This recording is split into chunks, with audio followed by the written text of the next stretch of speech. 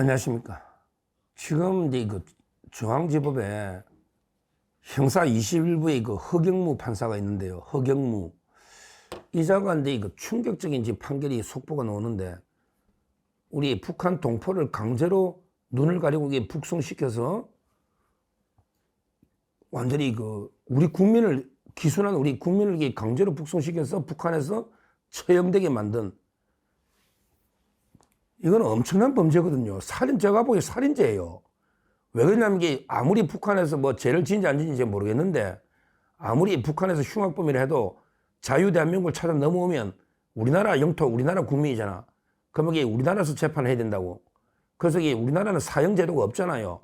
그러면 이게 그 무기징역이라도, 만약에 살인범이 무기징역이라도 하면 목숨은 이게 잃지 않잖아요.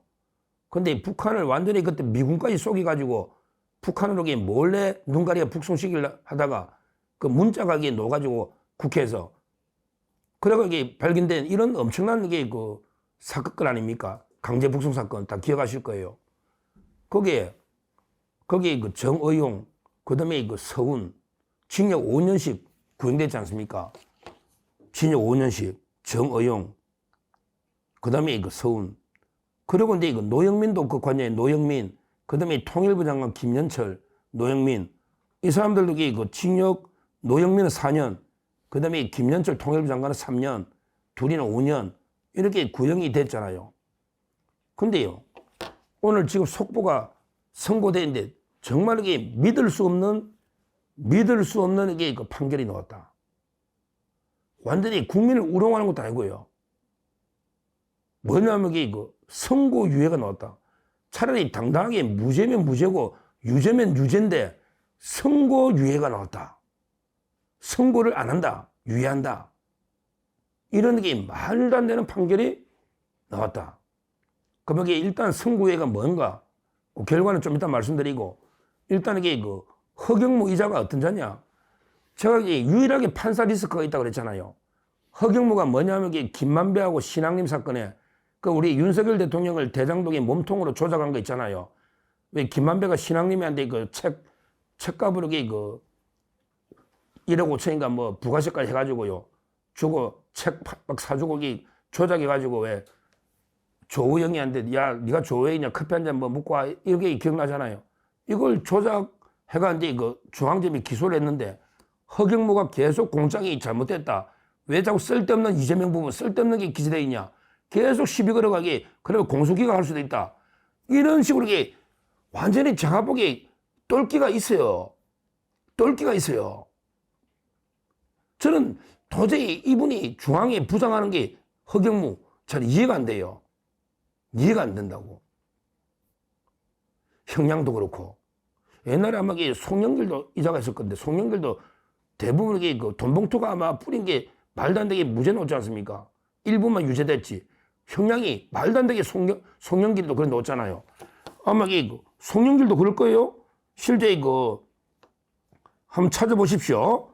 송영길 지보면 그때 돈봉투 뿌린 게 얼마나 큰 범죄입니까?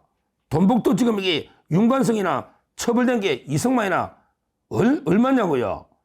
근데 그때 구형을 검찰이 9년 했잖아요.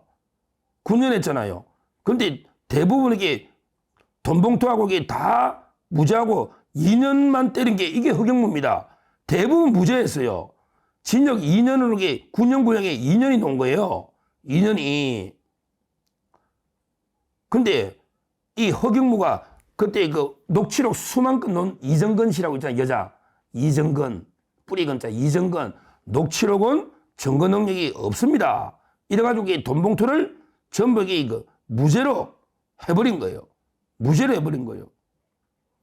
그러니까 이제 남아있는 거, 뭐, 먹사연에 조금만 인정해가지고, 바로 이제 2년을 때린, 이런 게 아닙니까? 이거 아닙니까? 이게 허경무입니다. 송영길이 돈봉투. 그것도 이게 말도 안 되고, 그 다음에 김만배 신앙님 사건, 이것도 이게 말도 안 되는, 이게 허경무 부장이 오늘 이게 선고유예를 했다. 그럼 이게 선고유예란 게 뭐냐? 이런 데 있어요. 선고유예라는 거는 이제 1년 이하의 징역, 단기 징역 행위에 대해서만 가능하다. 징역 1년 이하 단기에서만 가능합니다. 그러니까 이제 선고유예를 해주려고 어떻게 때렸냐. 정의용, 서훈은 징역 10월에 선고유예. 그 다음에 나머지는 이제 6개월에 선고유예. 이게 뭐예요?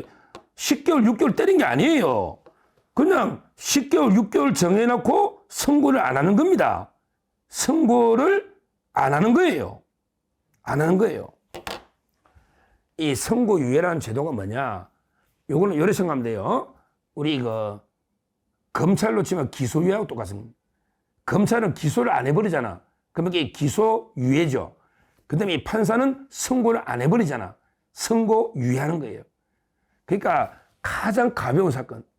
솔직히 제가요, 저 부끄럽지만 변호사 20몇 년 동안 딱 한 번 선고유예 받았습니다. 와, 국세청 공무원 술 몇 병 받은 거, 이걸 이렇게 억지로 제가 깎아가지고 술값을, 국세청 공무원이 술 몇 병 받은 거, 진짜 별거 아닌데, 억지로 해서 선고유예를 한번 제가 받은 적이 있어요. 왜 그러냐면 이게 뇌물은 징역밖에 없어가지고 공무원이 파면되면 가혹하니까, 진짜 술병 하나 선물 받은 거니까 별거 아니다. 이러면 이게 진짜 가벼운 범죄 또는 이게 가벼운 폭행인데 합의가 다 돼가지고 너무 가볍게 때릴 때는 이게 선고를 안 해주는 게 있죠. 웬만하면 그냥 벌금을 때리거든. 벌금보다 더 가벼운 게 선고유예야. 선고를 안 한다니까? 벌금보다 더 가볍다고. 선고유예하면 그냥 무죄하고 비슷해. 그냥 아이고 재판장님 감사합니다 하고 막 그냥 인사하고 나온다고 선고유예 받으면 벌금보다 가볍다고 아무것도 불이익이 없어. 그러면 이게 어떻게 되느냐, 효과가. 이 선고유예가 이게 영국에서 나온 거예요.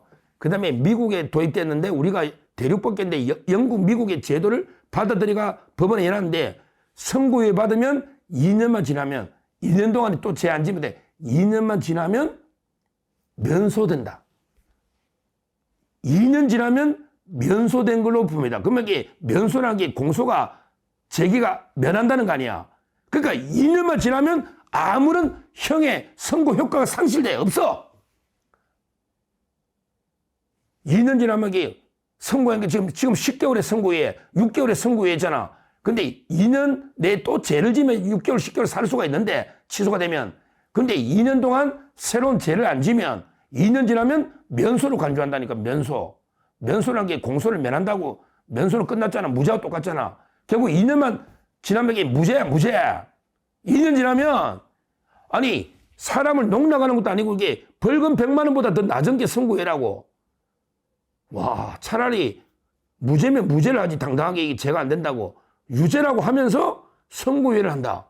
이거는 저는 도저히 제 법상식에 이런 사람의 생명을 다루는 이런 문제가 어떻게 선고유예가 나옵니까? 차라리 무죄면 무죄라고 하지. 도저히 이해가 안 되는. 송영길이 돈봉투 할 때 이정근 그것도 이해가 안 되던데. 허경파 이러니까 이게 법원이 어떻습니까? 이게 국민의 신뢰가 완전히 땅에 떨어지고 있는 겁니다. 신뢰가 완전히 추락의 바닥에 있습니다. 이게 국민들이 판결을 믿겠느냐고요. 차라리 당당하게 법리적으로 이게 죄가 안 되면 무죄면 무죄지. 어떻게 사람이 죽어가 강제로 엄청나게 북송식에 엄청난 죄를 저질렀는데 아예 그냥 농락하는 것도 아니고 선고유예가 나옵니까? 선고유예가 황당합니다. 황당해요. 앞으로 이게 서해공무원 피격 사건도 있잖아. 서해공무원. 거기에 서훈, 박지원, 서훈, 서욱, 국방부 장관 서욱, 그 다음에 김홍희 해경청장. 이것도 지켜봐야 돼. 이것도 선고 엠박했거든. 이것도 이래 놓으면 말도 안 되죠. 이 엄청난 일들입니다. 왜 이렇게 국기를 물러난 엄청난 게 북한의 문제인데 이런 판결까지 하니 문제가 저지른 천인공날 범죄인데 법원이 거기에 놀아나서 그냥 국민을 우롱하듯이 선고유예로 조롱을 하니 이러니 우리 법치가 완전히 바닥에 떨어진 거 알겠습니까? 검찰은 빠르게 신속하게 항소해서 반드시 바로잡아서 그의 책임에 걸맞는 응분의 책임을 져야죠. 이 자들에게 구속해야 됩니다. 엄청난 게 천인공날 범죄를 저지른 자고 그게 주범은 문재인입니다. 문재인이가 북한하고 다 소통이 돼가 다 이게 미리부터 짜고 보내준 거거든요. 문재인까지 수사하고요. 그 다음에 빨리 항소해서 4명은 엄벌에 처해야 된다. 그러기에 판사, 허경무 판사 정말 이게 반성하고 당신 같은 사람 때문에 사법 신뢰가 떨어지고 있는 거야. 떨어지고 있는 거야. 떨어지고 있는 거야. 제가 이게 우리법연구회 명단에서는 못 봤는데 우리법연구 아니더라도 이게 문제지. 우리법연구에도 말할 것도 없지만 허경무 판사 반성해야 된다. 이렇게 보고 검찰은 빨리 초속하게 항소해서 판결을 바로잡아야 된다. 정말 충격적인 판결이 나왔다. 이렇게 말씀드립니다. 감사합니다.